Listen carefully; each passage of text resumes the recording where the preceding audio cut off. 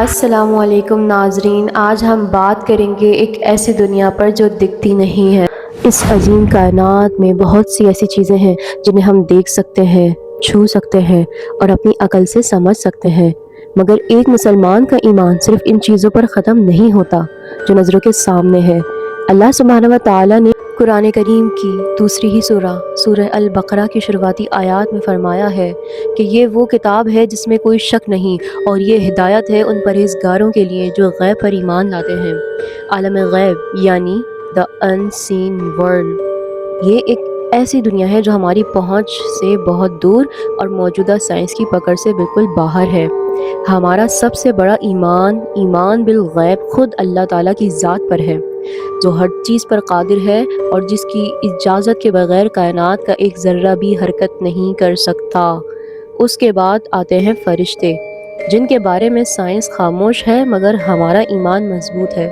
ایک آسمان و زمین میں ایک بال برابر بھی ایسی جگہ نہیں جہاں کوئی فرشتہ اللہ کے حضور سجدہ ریز نہ ہو یا اس کی عبادت میں مشغول نہ ہو، اور اسی غیب کی دنیا کا ایک نہایت ہی اہم اور پر اسرار حصہ ہے جنات۔ آج ہم قرآن، صحیح حدیث کی روشنی میں جنات کی پوری پیرالل دنیا کا سفر کریں گے اور ان کی تخلیق، ان کے قبیلوں اور ان کے کھانے پینے اور انسانوں پر ان کے اثرات کی مکمل حقیقت کو سمجھیں گے۔ پہلی غلط فہمی جو ہمیں دور کرنی ہے وہ یہ ہے کہ جنات کوئی خدا یا سپر نیچرل پاور نہیں ہے، وہ اللہ کی ایک مخلوق ہے، بالکل ویسے ہی جیسے انسان، پرندے اور جانور۔ اس دنیا میں کچھ گروپس ایسے بھی ہیں جو جنات اور شیاطین کو خدا مان کر ان کی عبادت کرتے ہیں اور گمراہ ہو جاتے ہیں۔ صرف اللہ کی ایک مخلوق ہے، فرق صرف اتنا ہے کہ مٹیریل اور ان کی تخلیق کا وقت الگ ہے۔ اللہ تعالیٰ نے سورہ الحجر میں صاف طور پر ارشاد فرمایا ہے کہ اور ہم نے انسان کو بجنے والی مٹی سے بنایا اور جنات کو ہم نے اس سے پہلے لو والی آگ سے تخلیق کیا۔ یہاں قرآن میں جو لفظ استعمال ہوا ہے وہ ہے نار السموم یا مارج من نار۔ صحیح مسلم کی حدیث میں حضرت عائشہ سے روایت ہے کہ رسول اکرم صلی اللہ علیہ وآلہ وسلم نے فرمایا کہ فرشتے نور سے پیدا کیے گئے ہیں، جنات آگ کے شعلے سے پیدا کیے گئے ہیں، اور آدم اس چیز سے پیدا جو تمہیں بتائی جا چکی ہے یعنی مٹی۔ حضرت ابن عباس فرماتے ہیں کہ مارج کا مطلب ہے آگ کی لپٹ کا سب سے اوپری حصہ جو بنا دھوئیں کے ہوتا ہے۔ جنات کو انسانوں سے ہزاروں سال پہلے اس زمین پر بسایا گیا تھا، ان کے پاس بھی انسانوں کی طرح فری ول یعنی آزادی انتخاب ہے، وہ خود سمجھدار ہیں، ان میں سے بھی کچھ اچھے ہوتے ہیں اور کچھ برے، وہ کہتے ہیں، پیتے ہیں، شادی کرتے ہیں اور ان کی نسلیں آگے بڑھتی ہیں۔ لفظ جن کا عربی زبان میں مطلب ہی ہوتا ہے چھپی ہوئی چیز، چونکہ وہ ہماری آنکھوں سے اوجھل ہیں اس لیے انہیں جن کہا جاتا ہے۔ مگر کیا سارے جن ایک جیسے ہوتے ہیں؟ نہیں، ان کی مختلف اقسام ہیں۔ نبی اکرم صلی اللہ علیہ وسلم نے جنات کی اقسام کے بارے میں واضح فرمایا ہے۔ ایک مشہور حدیث کے مطابق آپ صلی اللہ علیہ وسلم نے فرمایا کہ جنات کی 3 اقسام ہیں۔ ایک قسم وہ ہے جن کے پر ہوتے ہیں اور وہ ہوا میں اڑتے ہیں، دوسری قسم سانپ اور کتے ہیں، اور تیسری قسم وہ ہے جو ایک جگہ سے دوسری جگہ سفر کرتے ہیں اور آباد کرتے ہیں اپنی نسلوں کو۔ لغت کے اعتبار سے بھی علماء نے انہیں مختلف ناموں سے پکارا ہے۔ جنی عام طور پر جنات کے لیے بولا جاتا ہے۔ عمار ان جنات کو کہتے ہیں جو انسانوں کے گھروں میں ان کے ساتھ رہتے ہیں۔ ارواح انہیں کہا جاتا ہے جو بچوں کو تنگ کرتے ہیں۔ شیطان ہر اس جن کو کہتے ہیں جو سرکش اور برا ہو، اور عفرت وہ جن ہوتا ہے جو سب سے زیادہ طاقتور اور چالاک ہو۔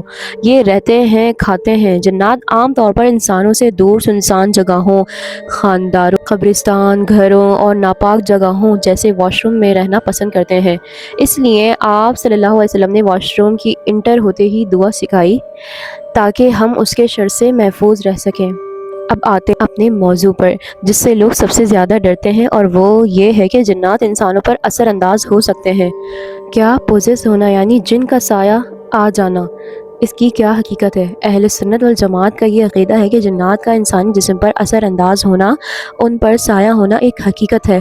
قرآن میں اللہ تعالیٰ سود کھانے والوں کا ذکر کرتے ہوئے فرماتا ہے، وہ کھڑے نہیں ہو سکیں گے مگر اس شخص کی طرح جسے شیطان نے چھو کر پاگل کر دیا ہو۔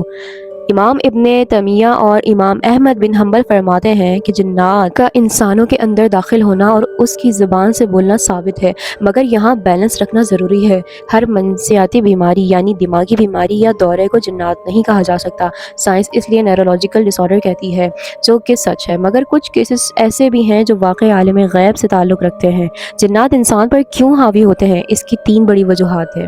علماء نے بیان کیا ہے، پہلی وجہ خواہش محبت، جب کوئی جن کسی انسان پر عاشق ہو جائے۔ دوسری وجہ بدلہ، جب کوئی انسان انجانے میں انہیں تکلیف پہنچا دے، جیسے گرم پانی پھینکے یا سنسان جگہ پر دھیان نہ دے۔ اور تیسری وجہ ظلم اور شر ہے، کیونکہ جو ایول یعنی جنات ہوتے ہیں وہ صرف شر پھیلانے کے لیے ہی ہوتے ہیں، اور ان میں سے بہت سے نیک بھی ہوتے ہیں۔ اسلام ہمیں صرف خوف نہیں دلاتا بلکہ ہمیں مختلف اور بہترین حفاظتی ڈھال عطا کرتا ہے۔ ایک سچے مومن کو جنات یا شیطان سے ڈرنے کی بالکل ضرورت نہیں، کیونکہ شیطان کی چال بہت کمزور ہوتی ہے۔ حفاظت کے سنت طریقے بہت واضح ہیں۔ صحیح بخاری جو شخص رات کو سوتے وقت آیت الکرسی پڑھتا ہے، اللہ کی طرف سے ایک حفاظتی فرشتہ مقرر کر دیا جاتا ہے، اور شیطان صبح تک اس کے قریب نہیں آتا۔ اسی طرح آپ صلی اللہ علیہ وسلم نے فرمایا کہ جس کے گھر میں سورہ البقرہ کی تلاوت کی جائے، شیطان وہاں سے بھاگ جاتا ہے۔ ہر کام جیسے کھانا پینا، گھر میں داخل ہونا، کپڑے تبدیل کرنا، بیت الخلاء میں جانا، وہاں سے باہر آنا، ان سب کی دعائیں رسول اکرم صلی اللہ علیہ وسلم نے احادیث کے ذریعے سکھا دی ہیں تاکہ ہم ان کے شر سے محفوظ رہ سکیں۔ صبح اور شام کے اذکار اور خاص طور پر سورہ الفلق اور سورہ ناس کا کثرت سے پڑھنا ہر قسم کے جادو اور برے اثرات کا سب سے بہترین توڑ ہے۔ تو ناظرین، عالم غیب اللہ کی قدرت کی ایک عظیم نشانی ہے۔ جنات ہماری اس زمین پر موجود ہیں، مگر ان کی پوری حقیقت صرف اللہ ہی جانتا ہے۔ ہمارا کام ان کے خوف میں نہ جینا ہے، بلکہ قرآن اور سنت پر عمل کر کے اپنی روحانیت کی حفاظت کرنی ہے۔ امید ہے اس ویڈیو سے آپ کے ذہن میں موجود بہت سے سوالات کے جواب مل گئے ہوں گے۔ اگر آپ کو یہ ویڈیو پسند آئے تو اسے لائک کریں، اپنے دوستوں کے ساتھ شیئر کریں اور ہمارے چینل کو سبسکرائب کریں۔ اگلی ویڈیو کے لیے خدا حافظ۔